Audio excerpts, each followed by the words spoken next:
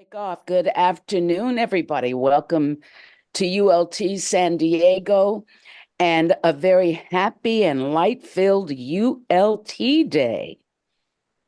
Here today, the presentation is going to be given us by Mr. Elton Hall. So before we get started, a reading from the voice of the silence. Follow the wheel of life. Follow the wheel of duty to race and kin, to friend and foe, and close thy mind to pleasures as to pain. Exhaust the law of karmic retribution. Gain cities for thy future birth. If sun thou canst not be, then be the humble planet. If thou art debarred from flaming like the noonday sun upon the snow-capped mount of purity eternal, then choose, O neophyte, a humbler course. Point out the way, however dimly, and lost among the host, as does the evening star to those who tread their path in darkness. Behold Mi'kmaq as in his crimson veils, his eye sweeps over slumbering earth. Behold the fiery aura of the hand of Lagpa, extended in protecting love over the heads of his ascetics. Both are now servants to Naima, left in his absence, silent watchers in the night. Yet both in Kalpa's past were bright Naimas and may in future days again become two sons. Such are the falls and the rises of the karmic law in nature. Be, O Lanu, like them. Give light and comfort to the toiling pilgrim, and seek out him who knows still less than thou, who in his wretched desolation sits starving for the bread of wisdom and the bread which feeds the shadow, without a teacher, hope, or consolation, and let him hear the law. So we give you Mr. Elton Hall. Hello, everyone. I'm sorry I'm not on Zoom. Our internet just went out. I'm hearing thunder all around me, and the phone may go out at any time. But Jonathan has what I'm going to say, so he can just pick up if I disappear. Every year, close to June 25th, the day Robert Crosby left this material realm in 1919, we celebrate U.L.T. Day. It is a celebration and a remembrance of Robert Crosby and of the profoundly important institution he founded, the United Lodge of Theosophists. But U.L.T. Day is more than a day of recollection, for it is a day to take stock, for looking with gratitude to the past, but also for assessing the present, envisioning the future. It is a day for self-reflection and for considering just what associates of U.L.T. seek to be. Robert Crosby was a true disciple of the Mahatmas.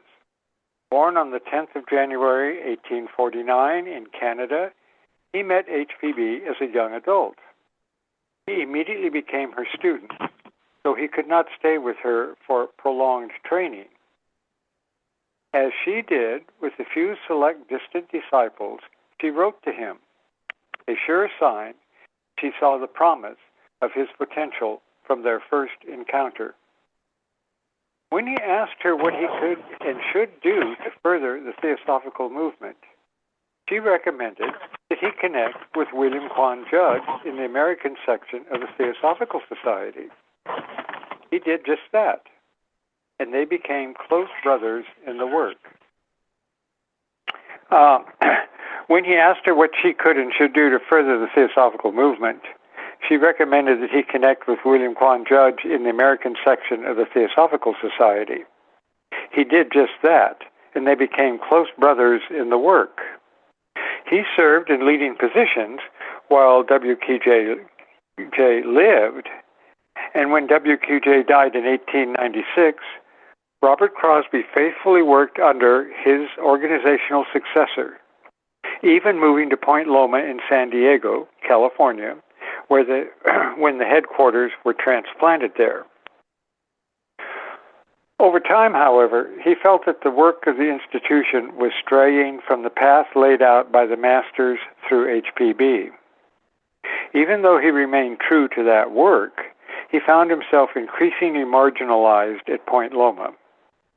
Eventually, in 1908, he withdrew from that organization and moved to Los Angeles. There he put a notice in the newspaper inviting anyone interested in theosophy. Theosophy is taught by the founders to meet for mutual discussion.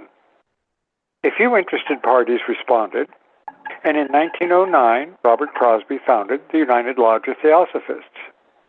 Over time, it grew, and individuals elsewhere in the country and the world established independent lodges under the guidance of Los Angeles U.L.T.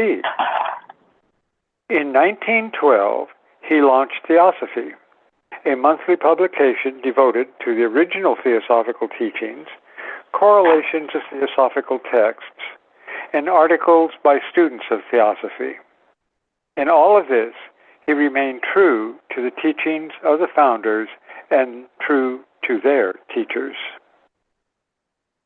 When Robert Crosby died in 1919, he left a precious heritage that others have striven to carry on, sharing the beacon light of theosophy in a world of suffering, illusions, and delusions, open to anyone who aspires to discern the meaning in life and all existence.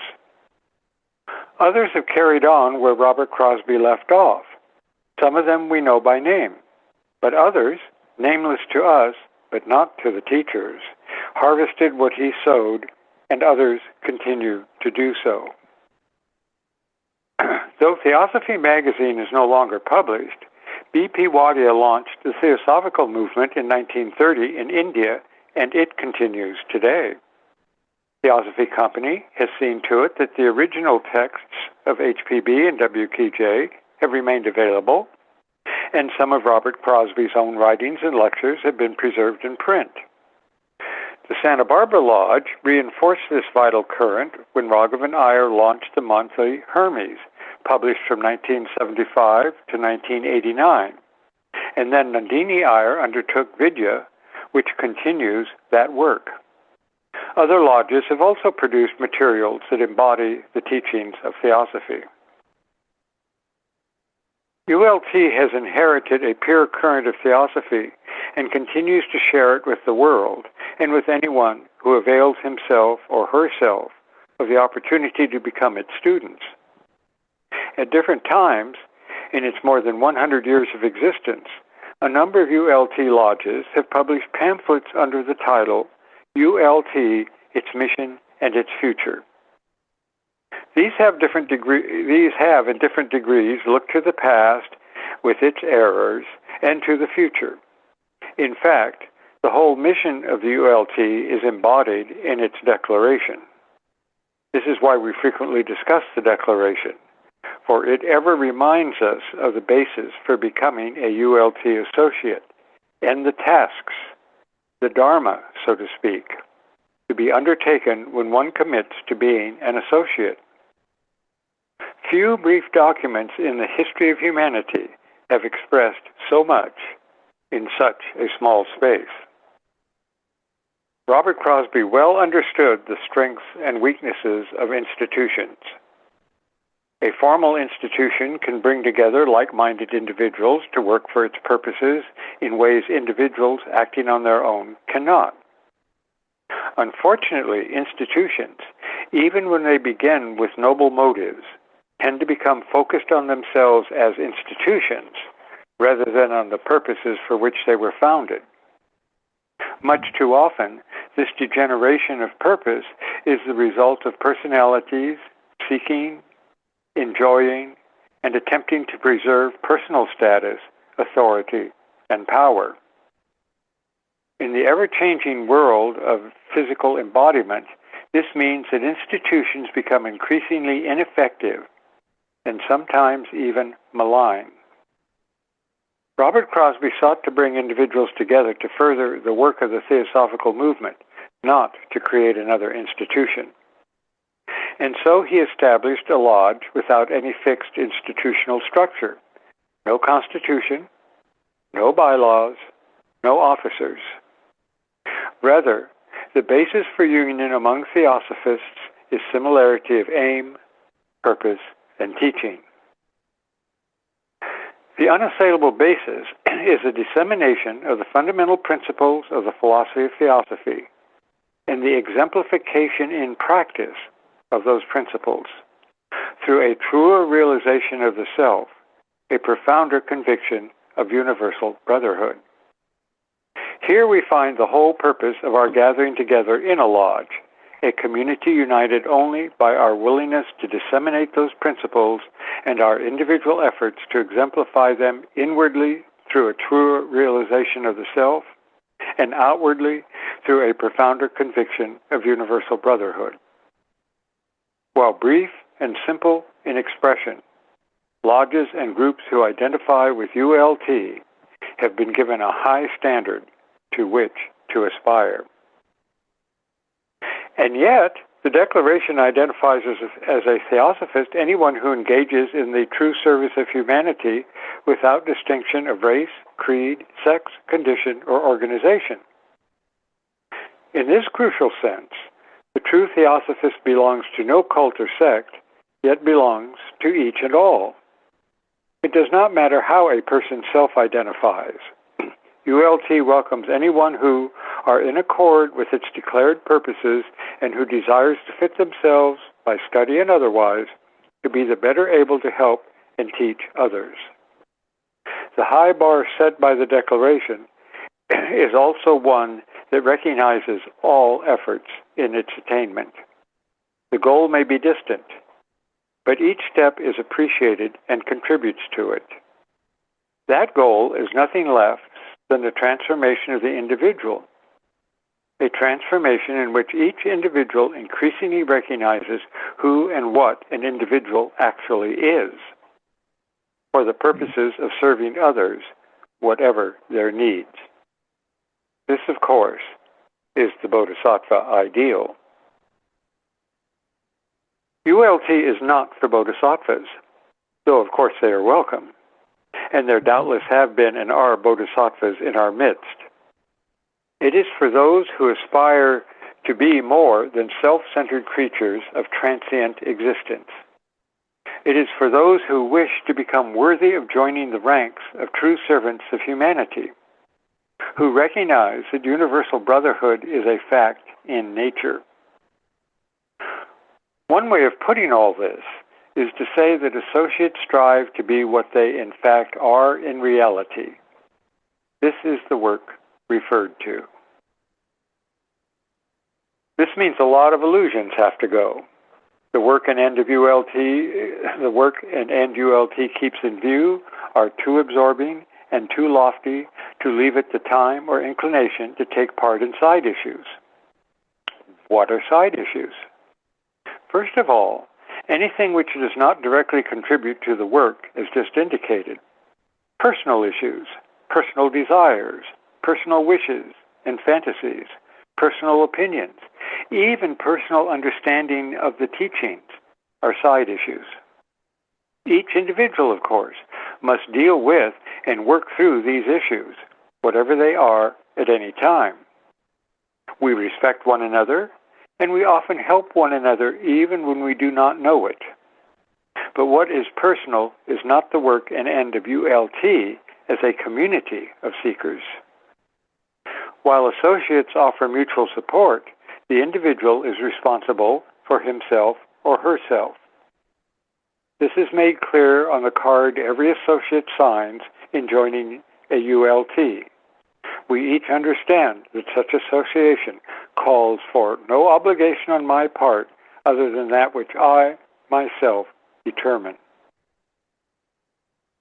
The implications of the Declaration and the Associate's card are enormous. For each associate, they constitute a powerful challenge to the transient illusion called the personality. Not just the various masks we don when at work, socializing, meeting new people, engaged in our daily activities, but also to whatever we identify as ourselves short of our true nature, which is pure, immortal, and ultimately just one.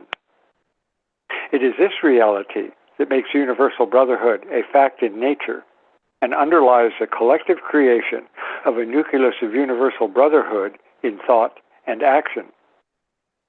In this sense, anything short of that realization, which is actualized in the service of others, is ultimately a side issue.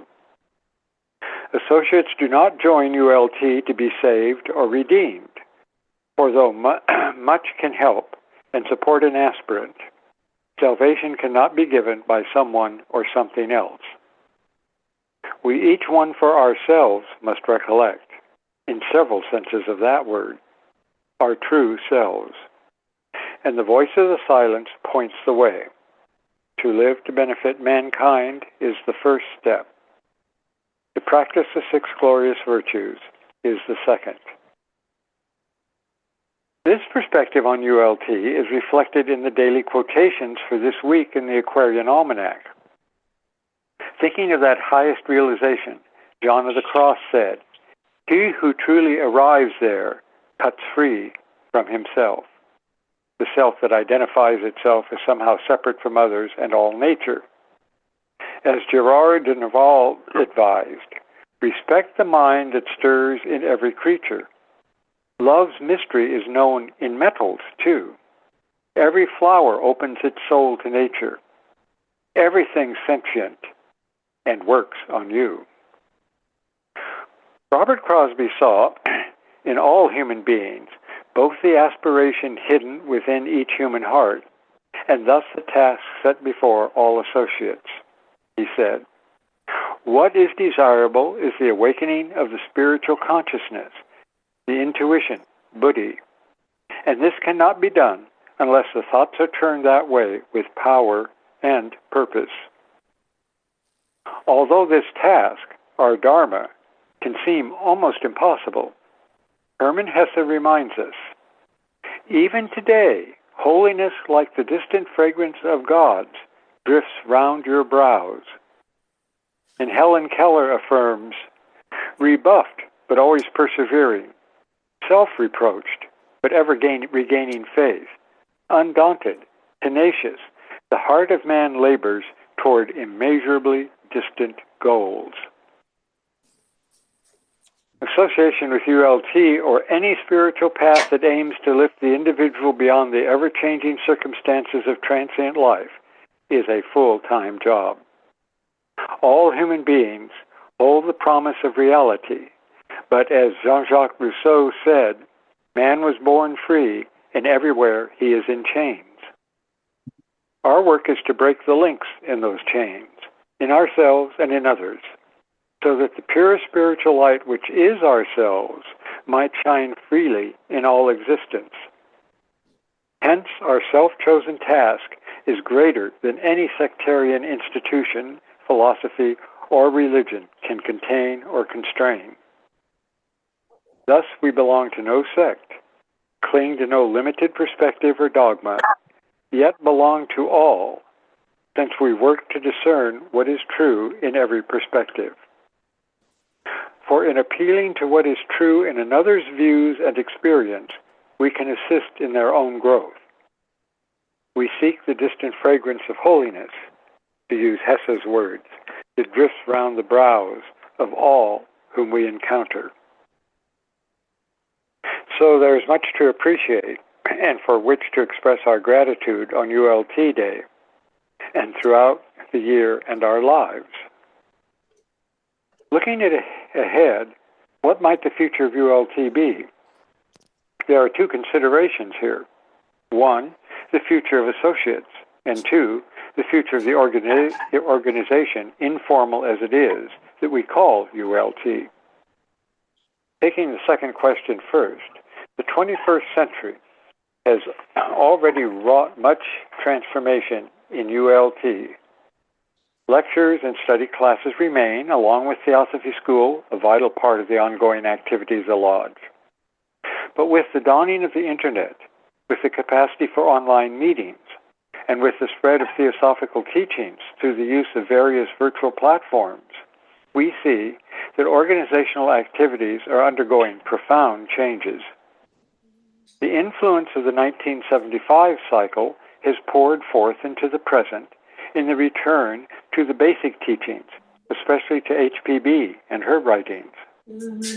Even as the traditional religions have lost much of their hold on individuals in many societies, and as the subsequent freedom that blossomed in an explosion of so-called New Age spiritualities has failed to deliver on their promises, one finds a growing hunger among many human beings, including those who identify themselves as theosophists, for real spiritual growth. This suggests a preliminary answer to the first question, the future of associates. If we have the courage to embody the associate card and to live the declaration, U.L.T. will remain strong, whatever its numbers, in the future. Whether these in-person and virtual groups of associates striving to form and maintain a nucleus of universal brotherhood will be known as U.L.T. for long into the future hardly matters. They will be U.L.T. in spirit and practice, and that is what counts. The organizational forms associates use will change over time, but the binding power of aspiration and commitment remains. Like personalities, organizational structures are transient, but the soul of things is immortal. We have undertaken the effort to participate in that soul, indeed to embody it and give it expression, always most effectively when in forms suitable to the times. Raghavan Iyer, who with his wife Nandini founded the Santa Barbara U.L.T., gave the presidential address to the North American Theosophical Convention in Toronto, Canada in 1971. This remarkable essay is entitled Universality and Sectarianism and is found in the second volume of the Gupta Vidya. There, Raghavan Iyer summarizes our work, which is the work of humanity and what we aim to do if we are to be true theosophists. And this is a quote. The only persons who can psychologically accommodate themselves to the kind of world we live in and which is emerging are those who can authentically inherit the whole of human history, even though most of it is unknown to us. Which of us can say, everything human is deeply relevant and meaningful to me, and where I cannot know, at least I will not condemn? Even if I cannot understand the myths of particular peoples, the scriptures of other times, the languages, the cultures, the folkways of other men, which may be strange to me, let me not mock. Let me not make a great thing of my pathetic ignorance. Let me be silent. Let me be open. Let me in some way that is natural to me to show that I too can acclimatize myself to the more rarefied altitudes of world citizenship that are authentic, that are more than mere assertions of goodwill, but are filled with a positive enjoyment and exultation at every kind of human endeavor, every form of excellence, as well as positive appreciation for every kind of struggle and compassion for every kind of failure. And then he asks the most fundamental question. Unless a man can do this, can he even survive into the future? We seek to be survivors, but we cannot do that without holding in our hearts the universal brotherhood that is the future of humanity, if humanity is to have a future. To live to benefit mankind is the first step. May we at every moment in our lives take that step. This is U.L.T. in reality. And thank you for listening for such a long phone call. Thank you so much, Elton. Wow, just a beautifully composed essay there. And let me tell you, even with all the technical difficulties that we experienced, just to be able to hear your voice, to present it so well, it's almost brought back the nuances of the radio days. It was really compelling, and especially those words from Raghavan Iyer to end with. If that doesn't pierce one's heart, I don't know what can. I think it's okay to let's see. Let's go ahead and get rid of the slide, and that way we can have everybody, the whole roster here to see, so we can see hands. Well, first of all, I do have a question or two, but I want to put it out there for the group. We've got quite a bit of people here today. So, first of all, does anybody have any questions or comments on Elton's presentation? I can start out. I was wondering. You had a hand. You do have one? Oh, I can't see everybody. Let's see. You had a hand from Donna Moore. I'm sorry, Donna and Maluka. I was on after that, Maluka. Yep. Go ahead, Maluka.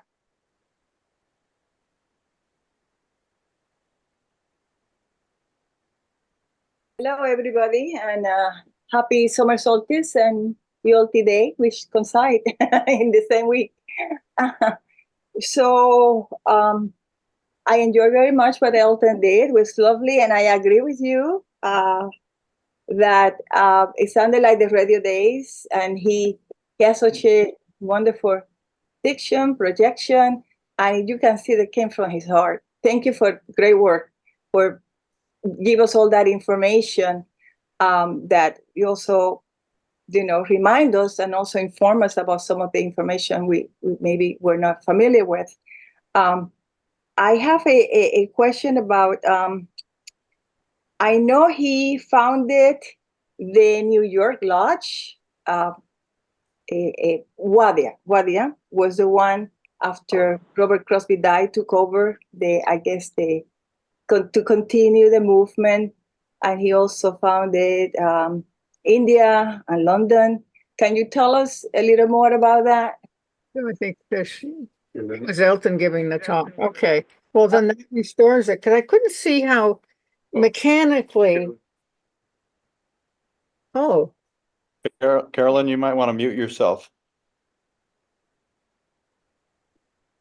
No, she's. Yeah. Okay, so Maluka has asked. Yeah. Yes, John, I think yes. Could you repeat the question a bit? It was a little hard to hear. Sure. And the question is basically, I think, what was kind of the function of BP Wadia in terms of starting lodges and doing things like that. Is that a good enough version of your question, Maluka? Yeah, because it seems to me like he picked up where Robert Crosby left off. He took and continued his work, and then he opened immediately, or don't know how soon after, New York, and then India, and then London. And then I thought it was very interesting that he did that. And can you talk a little more about his connection with Wadia before that happened? Do you have any information about it? I do not know anything about a direct connection between Robert Crosby and BP Wadia. I'm not that good on the details of history.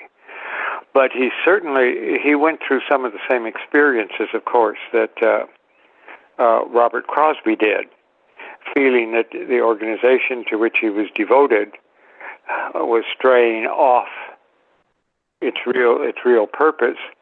And so eventually he withdrew, and he did start U.L.T in India and the Theosophical Movement, and so connected up with the organization. Eventually, of course, he came to Los Angeles for a while, and he was the one who saved all those records of HPB's discussion with that small group in England that now has been finally published as, because she never got to edit the whole transcript. The only part she got to edit was what was published by Theosophy Company as Transactions of the Blavatsky Lodge. But there were many more, about, 500 pages. And what are they called? It's called Commentaries. Secret Doctrine Dialogues. Secret Doctrine Dialogues. Yeah, it was published in simultaneously 2 editions with slightly different titles, but they're identical. Well worth at some point reading, partly because in those HPB she's in informal discussions with people she knows, and so sometimes the answers are, how shall I put it? They're fresh, sometimes almost startling. So, but in terms of B.P. Wadia and the details of his life, I'm just not that familiar with it. Maybe somebody there is. Desiree, is it okay if we let Wes and Julie come in on this? Because I have the feeling that Wes might be able to clarify a couple of things. One thing just that might pertain would be that Wadia came into the U.L.T., I believe, in 1922, and Crosby died in 1919, and they did not meet each other. But that Wadia was on a lecture tour, and he saw a brochure or a pamphlet or something on the U.L.T., and he thought he would check them out.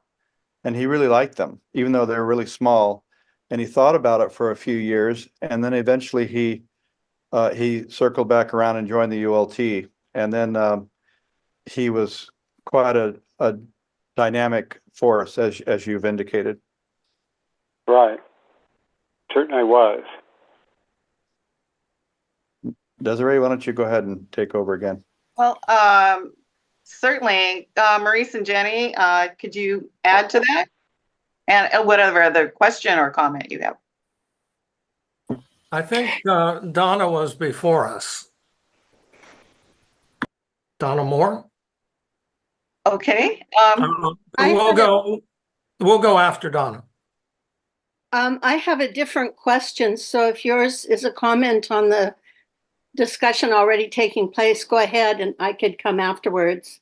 But if it's a new comment, I have a new comment. If I might go ahead, my name's Victoria, and my grandfather, Herbert Ganal, was one of the first founders of the United Lodge of Theosophists, along with 5 or 6 other people in Los Angeles. Wow. Quite a while ago. And Wow. the story is, some other people here present can jump in who know what happened. There were a group of lawyers who met every day for lunch in downtown Los Angeles. Robert Crosby was one of them. My grandfather was one of them. There was a waiter who always helped them. And one day the waiter was just worthless, spilled everything, dropped everything. When they were getting ready to leave, one of the people at the lunch said, "Well, we're certainly not going to leave him any money." And Robert Crosby said, "On the contrary, he's taken good care of us. We're going to respect that. Each of us is going to leave him a $10 bill, which in these days would be like $50 each." Yeah. So one day they went back to work. The next day they came in to sit down for lunch. The waiter came up to them with the menus, and he said to them, "Gentlemen, before you order, I must tell you something." He said, "Yesterday morning, my whole life fell apart. My wife left me. My kids aren't talking to me. Everything was bad. I was going to go home after work and end my life. Your kindness and thoughtfulness to me is why I am here today to wait on you and hope to be waiting on you every day for many years." Now, that reminder that when we meet people, we don't know what they're experiencing. We don't know what their past lifetimes have been. And I think that's one of the gifts that Theosophy gives us, is that we don't judge, we don't exonerate evil, but we also remember that all life is one and we're all revolving over many lifetimes together. So on this day with Crosby's memory, I like to share that story with all of you. Thank you. Thank you for that, Victoria. Thank you. I really appreciate that, and it's such a beautiful example of exactly what Crosby was represented, and obviously your grandfather represented as well. That's just a wonderful story. Yes, thank you, Victoria. Donna? Thank you. I have a question for Elton or for anyone who might have an idea.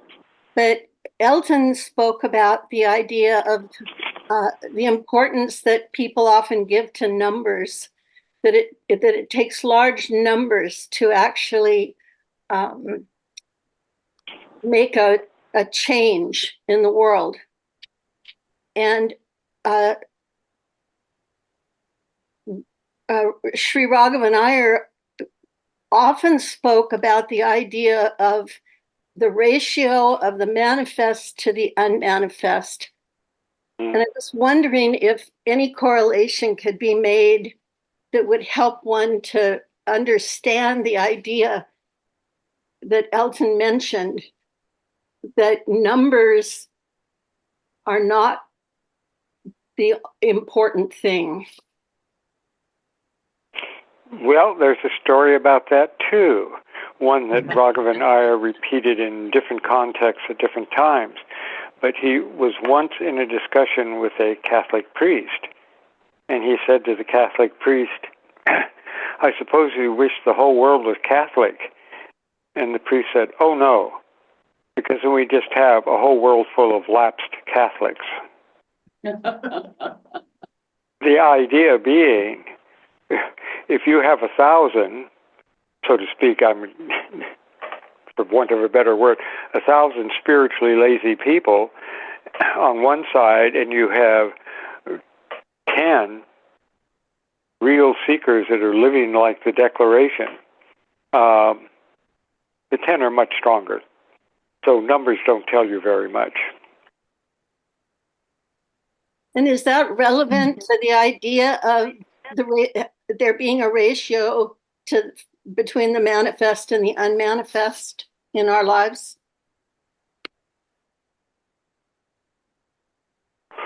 Well, it depends on how one sets the ratio. You think of the story of somebody like Damodar, who was obviously quite an exceptional being, or what Arjuna is beginning to learn about in the Gita. For somebody for whom that spiritual truth is the driving force in their life, that ratio between the unmanifest and the manifest is going to change. For many of us, it's, what shall I say, a pretty small ratio, 1 over who knows how much. But it will begin to change and approach closer to 1. That's the whole idea. Changing the ratio. Are we on the everyday world? Are we focused on that? Or are we focused on the what is behind it and gives it meaning and even existence? So that ratio will be different for each individual, and it will and can change over a lifetime. Thank you, Elton. Thank you for your patience, Maurice and Jenny. Thank you. The floor is yours. Thank you, Desiree, for your patience in coordinating everyone on a machine-like thing. Yes, well, first of all, thank you, Elton, so much for such a wonderful textured description of a way to think about U.L.T. and of associates, both. I just wanted to know if you could say a little bit more. I think Raghuvanayar said once that now the whole world is a lodge. And in that sense, when you quoted him at Toronto about that we have to acclimatize ourselves to a more rarefied view of world citizenship, other than just practicing theosophy with a little bit more heart and a little bit more emphasis, or a lot more, could you say any more about what acclimatizing ourselves to world citizenship means?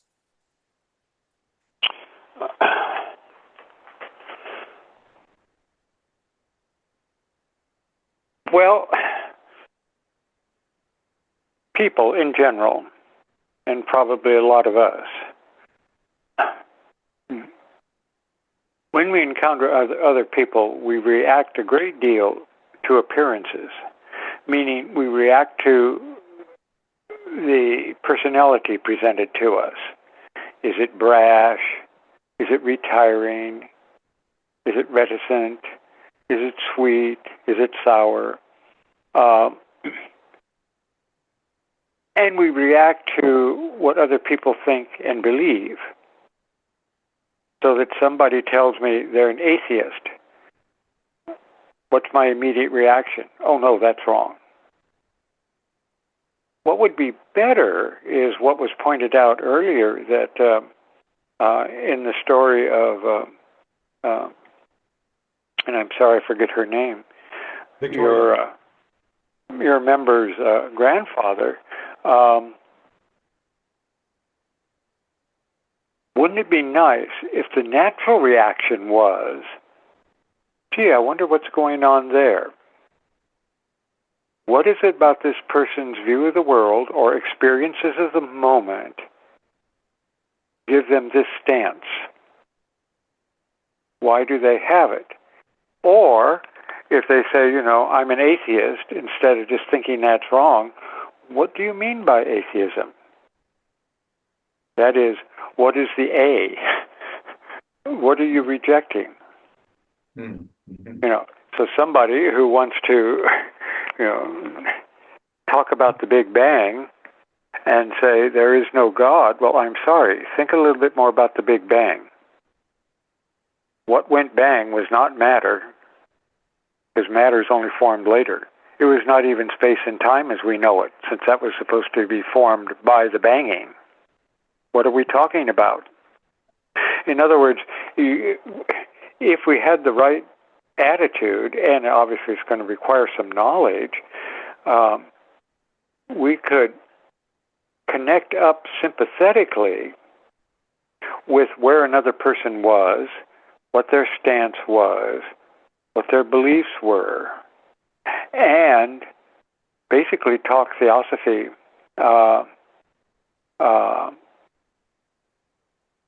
through their language and their perspective. That opens things up. It's not saying, you should believe what I believe. You should think the way I think. Because that only produces a defensive result, and probably rightly so, because they're on some path which we do not know and understand. And so it would be, we could be much more supportive if we could do that. So anyway, that's kind of my feeling about the matter. Thank you. Are there any other questions out there? Because if not, I'm going to start asking my own. Oh, here's one, but I don't know who it is. Oh, sorry. I'm on this computer. David Grossman here. Oh, David. Oh, hi, David. I couldn't help from what Elton's saying to think of the parable of the sower. It's such a great parable about the farmer casting, the seeds everywhere, and a lot of it fell on fallow ground and it doesn't grow, but you don't know where the fertile soil is. Even the atheist may be open-minded.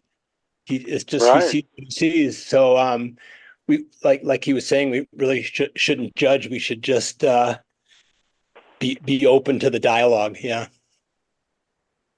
Yeah. Yeah. Yeah, that's a great. Yeah, thank you, David. That's a very relevant analogy. Yeah.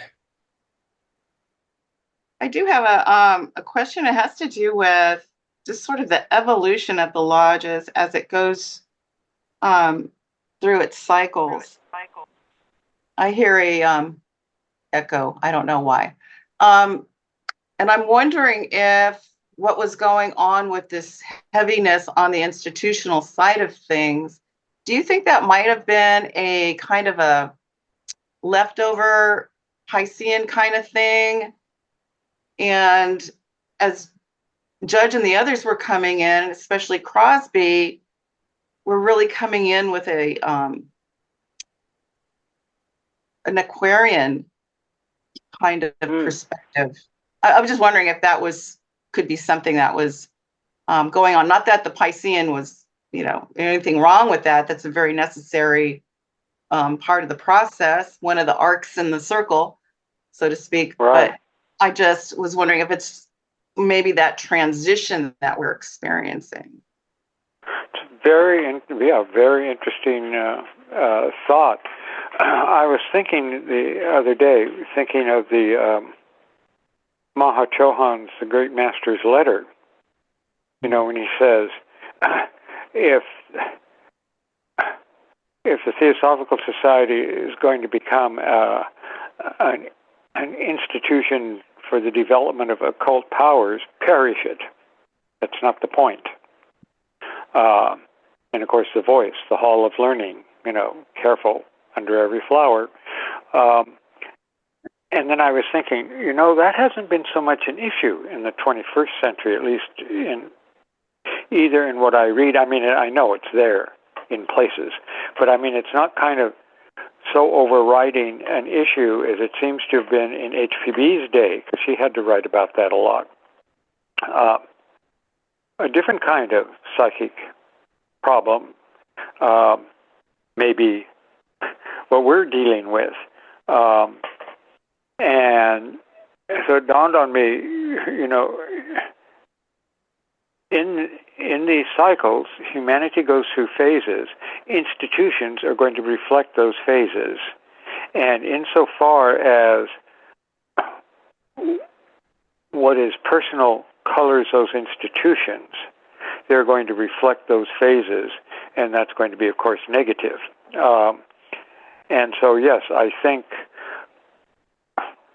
there are issues they had to face in the late 19th century. I don't think at the moment are the crucial issues to face. We have other issues, and I think a lot of us have a sense of what they are. At the social level, at the reaping the shadow of the Enlightenment's emphasis on individuality and ignoring what Emerson really meant by that. So we need to know how to build community again, so to speak. I totally agree. And there's this emphasis on the psychology that I think really needs to be emphasized, because we don't understand ourselves. When I look out especially into the internet, and I just see people not knowing that they're kind of getting manipulated all the time because they don't understand what their own stimulations are doing. But the problem is other people do understand what their stimulations are doing. And I hope we get to a point where we can start to help people in this day and age to recoup their power over their own selves. That's what I hope. Yeah. So I did have a question too. Oh, Maluka. Take the floor, Maluka. Yeah, well, I mentioned some of what I'm going to say now earlier in the Theosophy, Universal Theosophy event for U.L.T. And I will repeat it again. I came across several members of the Theosophical Society, the Federation of Youth, and I have to say that they keep saying it wasn't our fault what all those people did back then in the heydays of, HPV. So they say can be blamed for that, and they want to move forward. They're reaching out to some of the members of U.L.T because they really want to unite. They invite us to their meeting. We have done talks, but it's very rarely that I see, except in this forum, that their members are invited to do the same thing. And I really think we have to start opening that gate and embrace. They're studying the Ocean of Theosophy in both languages. They also studying HPV, the original, not the other, altered version of the secret doctrine. And they seems to be trying to go back to the origin of what HPV, meant for the TS to do. I'm not saying each one of them, but at least the one that I came across, they seems to be making a great effort. They are very wonderful people, very devoted, dedicated, and pretty large. They're very, very huge all over the world. And one thing that I admire is the Federation of Youth. They have not neglected the young, and they have made sure that they will pass on the torch to the next generation, which is something that unfortunately, we're not having the Pathfinder in U.L.T for many years, so we were not able to pass it. Most of the U.L.T members were not as young, and I feel sad about it. I hope that we can do something about it. I don't think it's too late.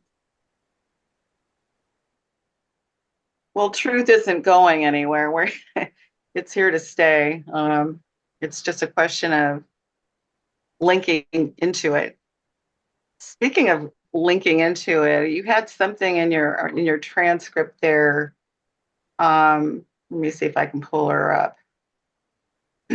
Where you emphasize this idea of reconnection. Elton, do you remember that? Reconnection. Mm-hmm. Let me see if I can find it in because I highlighted it. Oh, when I was talking about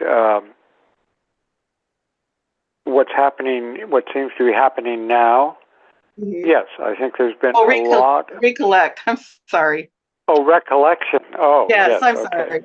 We each one of ourselves must recollect in several senses of the word our true selves. Yes.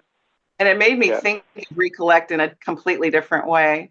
Because usually when we recollect, it's more of a, conventionally, I'm trying to remember something that happened 5 days ago. But the way you wrote it here and you said it in several senses of that word, I thought, oh yeah, we have to recollect. And it reminded me that we're trying to actually go back to what our natural state is, that we're not trying to simply attain some kind of a state that we've never been to before. We're trying to get back home, basically, home state. And you have to do that in this objective form by putting your pieces back together, almost in this way of recollecting your parts almost. Anyway, I had to think about it in a different way. Right. As you wrote, we each one of ourselves must recollect in several senses of that word, our true selves. And we are doing just that, recollecting parts of ourselves. Could you explain in your own words? I know you did it to some degree here, the importance of a pledge.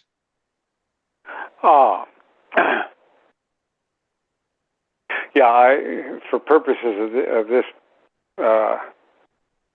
talk, I didn't focus on that. But in part, of course, it would depend on what the pledge or a vow was. But think of an analogous case, which is both simpler, but it's still an analogy. We are talking, and we get very serious about something or whatever, and one of us makes a promise to the other. 20th century analytic philosophers call that a performance. If I say, I promise you, I have promised. I haven't just said something, I have done something. I haven't described something, I have done it. If I say, I promise, I have promised. That's it. And that has an effect. I may not follow through on the promise, but I'm very likely to feel regretful or guilty or be hounded by the promise I made. Very few of us are capable of just casting words like that out and not feel, so to speak, the blowback if we don't live up to them. Now imagine taking a pledge like that or a vow.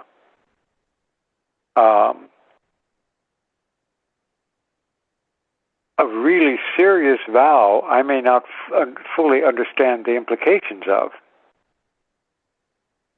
But just taking the vow has put me in a different position than just kind of thinking about something casually. I'm now accountable to myself, and that will not go away with anybody with any shred of conscience at all, just like making a promise.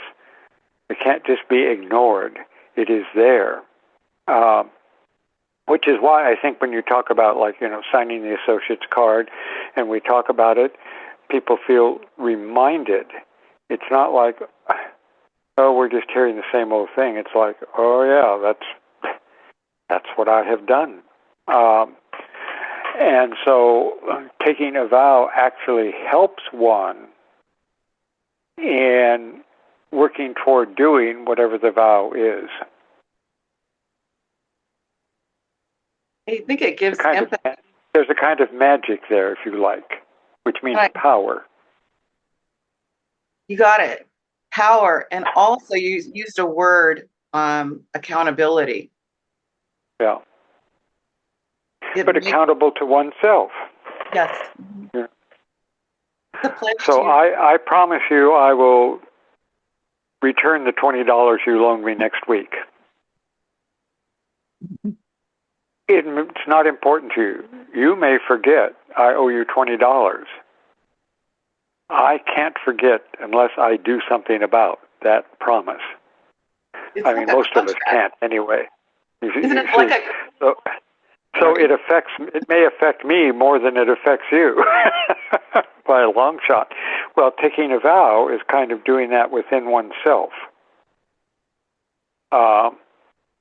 holding oneself accountable. It's almost like a contract written in the ether. Yes, exactly. Hey, Ken. Thanks for your patience. Hey, hello there. I wanted to ask for a little bit more clarification about the distinction between the goals of the U.L.T., sort of the overarching goals, versus the goals of the individual person to do their own, say, psychological development. So given, Elton, you were mentioning that one of Robert Crosby's ideals was that we as individual chelas or students should focus on our spiritual awareness. And I was wondering how in our modern world, say with the New Age movement, people are looking, say on the YouTube and on the internet and social media at the idea of manifestation. Then a couple of years ago, there was a movie called The Secret, in which people seem to be getting involved with the idea of using some, quote, spiritual powers, unquote, to achieve selfish aims. And I'm wondering, how can we sort of live by example and kind of temper that, maybe with compassion and with our own individual vows, to continue to do our own spiritual work, but as you mentioned, the Maha Chohan letter, not to do this simply to develop, magical spiritual abilities like siddhis or something like that, gifts of the Pentecost. And how can we navigate ourselves through that? Would you recommend? Well, I think the Declaration put it very nicely there.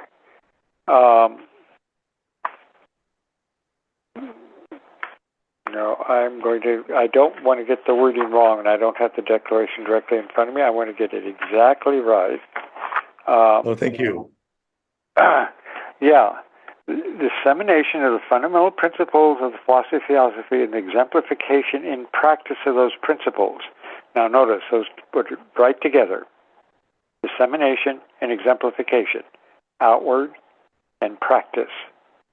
Through a truer realization of the self, a profounder conviction of universal brotherhood. Notice, that's all together. They're not even separate sentences. A truer realization of the self will not occur without a profounder conviction of universal brotherhood, and vice versa. And without the exemplification in practice of those principles will not really be disseminated, except perhaps in the cheapest kind of way. And I think there it is. You can't have one without the other. But what is this self I'm trying to get a truer realization of?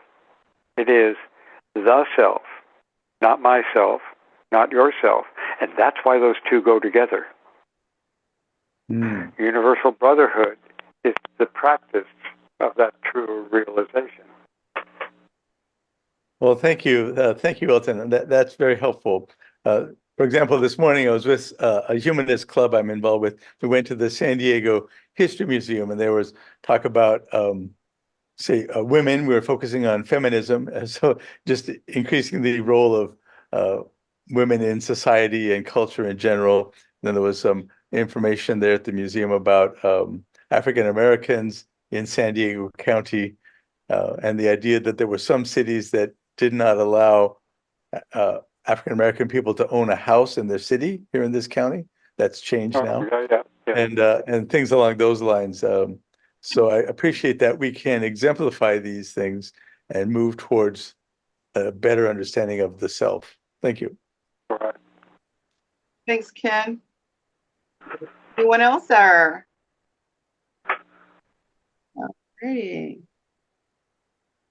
Desiree? Yes. I was wondering, I mean, we've still got some more time, but I was wondering if we could end the meeting, would it be okay, Monica, if you read the declaration? Oh, sure. I don't know that we're ready yet, but just if you could keep that in mind as you close things up. All righty. I hate to interrupt, but our lights are now flickering, and I know no. I'm going to disappear instantly. And this is no occult act. This is the local utility. Remember, I said thunderstorms. Internet goes out. I'm surprised the phone didn't go out. It usually does. And now the lights are flickering. So I think I had better thank you all for listening and bow out. And you can continue, of course, because this discussion is one I think we should all be having again and again for some time. Thank you so much, Elton, and good luck with your electricity, and you're experiencing weather, something San Diego rarely gets. Oh, well, I'm exciting sure you're time. well schooled in how to deal with it, but good luck to you, and thanks again for a wonderful. Thank you. Oh, Thank you so and thank much. you all. Bye now. Bye-bye. Bye. Take care. You got a hand up, Desiree. Oh, we have a hand up. Hi, Wes. Hi, Desiree. I Hello, haven't everyone. seen you in forever. It's been a while. How are you? Good. Good. Didn't get a chance to thank Elton for a really fine presentation, but I wanted to ask, kind of bring up one thing that I thought was important, and that's kind of the idea that what Crosby brought to ULT and Wadia echoed, and I think it's been echoed by others, is that he always pointed to his teacher, to the teachers. And HPV herself always pointed to her teachers. There's a wonderful section in one of her articles, the Babel of Modern Thought, the second part of it, where she says that the secret doctrine is not the complete philosophy. It's not everything. All it is a record that there is such a perennial wisdom. And I always thought that was really an important idea because HPB pointed to that perennial wisdom. Judge pointed to her as a bringer of it. Crosby pointed to HPB, and others have done that since. I think perhaps that's been the biggest challenge to the Theosophical movement for the last 100 and almost 150 years now, is that we've forgotten that we're carriers and sharers of an approach to that wisdom. We don't have the whole truth. It's not, HPB says we have but relative truths, but those relative truths always point to that same wisdom it's buried in the heart of each of us. So I think Crosby was really onto something really important when he said, you just don't spend a lot of time trying to figure it all out for yourself. Pass it along, share what you can, and point to the teachers that brought it. And I think that's really a kind of the attitude that I think we all have struggled to exemplify. But I think when we look at theosophical groups, all we can say is, well, we wish them well, and if they're to any degree pointing to the teachers, then they're in that degree, they're in line with us. And I thought Maluka made just a fine point about that there are theosophists of all sorts, that all organizations that are following this kind of sort of line of thought. So anyway, went on too long. Sorry. So We did not go on too long. Gratitude. And gratitude to all of you, because we're all teachers. Thank you. Students. And even an atom teaches us something. Oh my goodness. Thank you, Wes. David, I know your email address. Yeah, it's me. Right. Camouflage tonight. Right.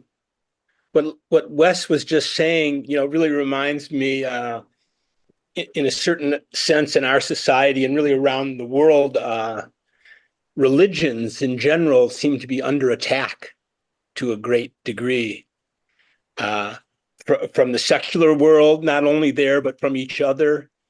And one thing, HPB said, theosophy is not a religion, but it's religion itself. So taking that point of view, I'm wondering what place theosophy has today for education and children, because that's where most kids, I would say, get their moral and ethical kind of basis from whatever religions they're born into. And if we look, in a very general way, the moral ethical teachings are the same in all religions. So I'm wondering what's happening to youth today to have an avenue to that. We all know in America, for example, a lot of stuff's just blocked out of the schools. You can't even talk about religion in any way. But I feel like the baby's getting thrown out with the bathwater, so to speak. And so I'm just wondering if not only U.L.T. but just the movement in general has a duty and a place to find some other types of lines to communicate. I don't know if I'm making too clear sense, but yeah. Anyone like to respond to David's comment?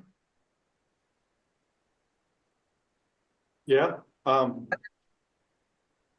Yeah, David, I wonder if when you were talking, it occurred to me, what if they had two things. What if they had comparative religion taught to kids? But comparative, some people think this, some people think that. Here's some similarities, some kind of thing like that, I don't know if that could even be pulled off. I just don't know. There's got to be Yeah, a way but, to do it. And then the other thing would be storytelling, like the Jataka tales, some of the stories that are told in the eternal verities, Hindu stories, the stories in the Bible. I'm sure just, storytelling. And that probably does happen in the schools now, but stories with kind of a parable to them, or stories that inspire critical thinking, critical questioning. Yeah, kids learning how to ask questions and so forth. Sort of what was attempted in Theosophy School and Pathfinder is one thing. But I mean, whether all this could be pulled off, I don't know. Can I just make a comment here, responding to what you're saying, Jonathan? Probably all of us already know, but Louisiana just passed a law Okay, the Ten Commandments. saying that the Ten Commandments they have to be posted in every classroom. And which is the kind of absurd I never thought I would see, but someone posted on Facebook a poster of maybe 8, 9, 10 different walks of faith, religions that were comparable to the Christian phrase of do unto others. Yeah. And I thought, why would they be out of agreement with posting that? Yes. That is, if that doesn't create at least the idea of harmony between every faith, and then show the similarity, I don't know. It's so we've got a ways to go. You just reminded me of this mess that we're in at the moment. Desiree, there's another hand in the hall here. Do you want to just come up here and sure. and do it? Just say your name and so forth. Yeah, hello, my name is Ray Paulson. I'm in the San Diego area, and I've studied education my whole life, and there's been a lot to do lately is the teaching the original documents, that a lot of the great works have been at high initiates, whether they knew it or not in that birth time.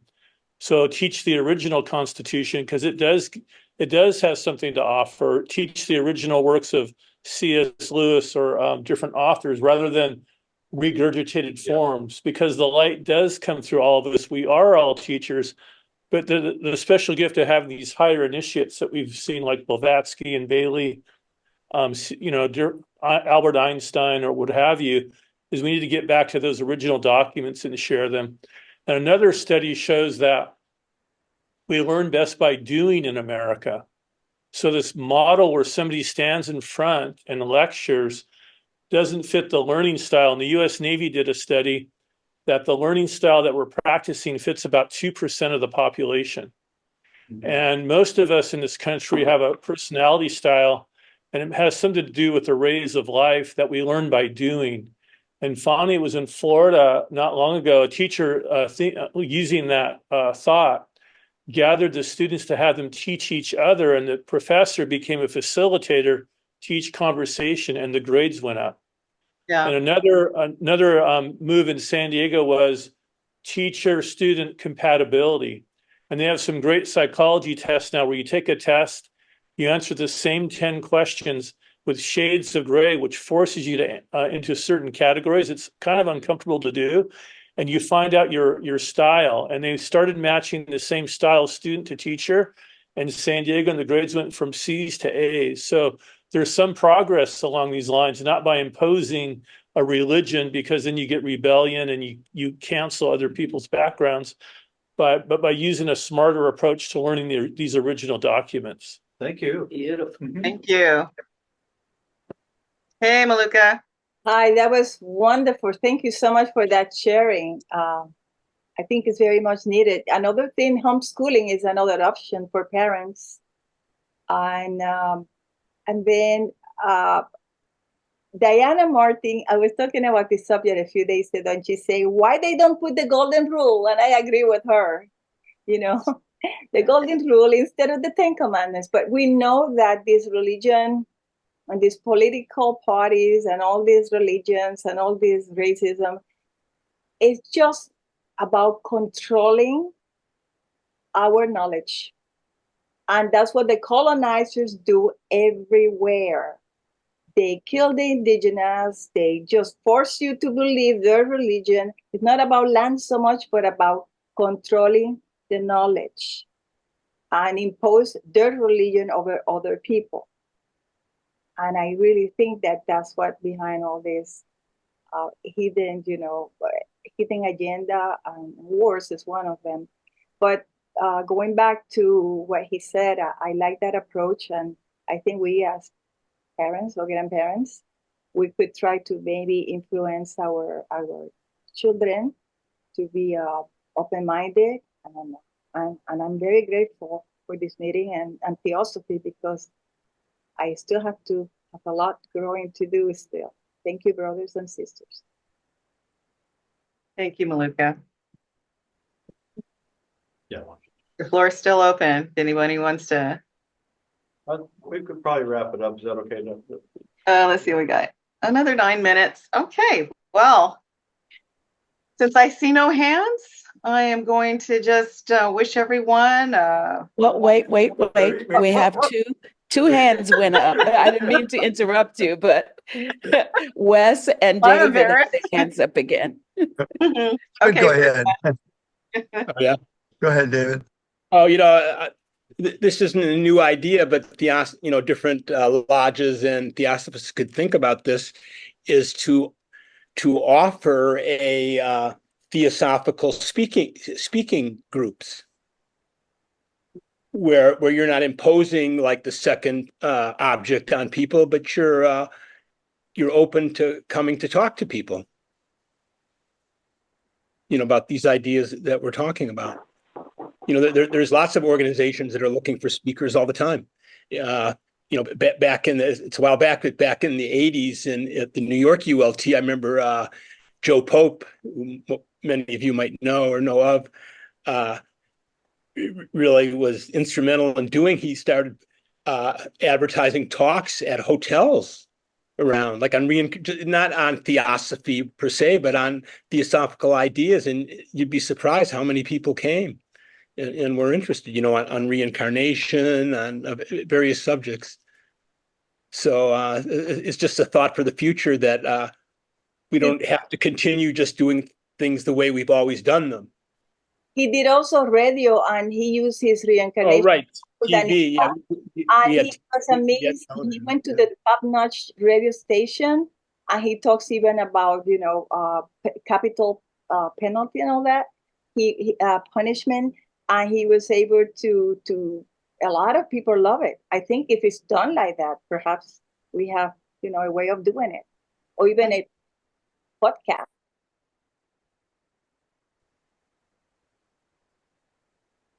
Wes?